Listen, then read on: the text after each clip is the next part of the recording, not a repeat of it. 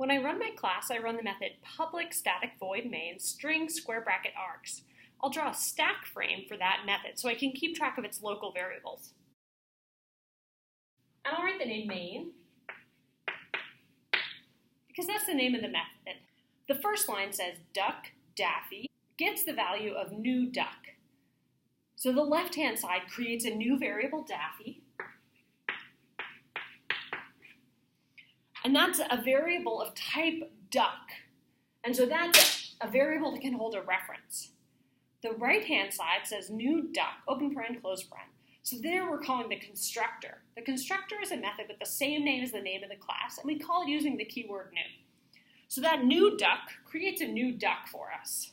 Then the assignment statement, that's the equal sign, says the variable Daffy gets a reference to that thing on the right-hand side.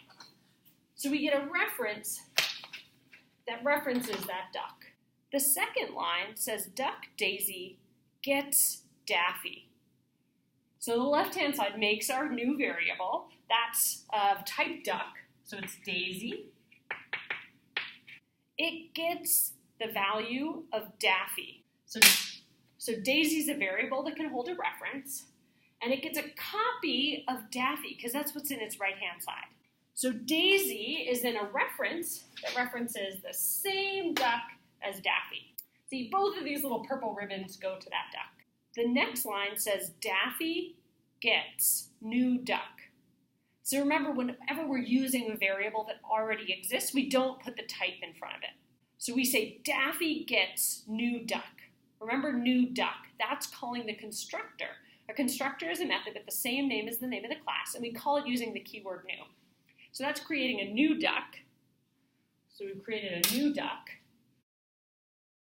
And now Daffy is going to get reset. Instead of pointing to the thing it used to, it's going to now reference this newly created duck.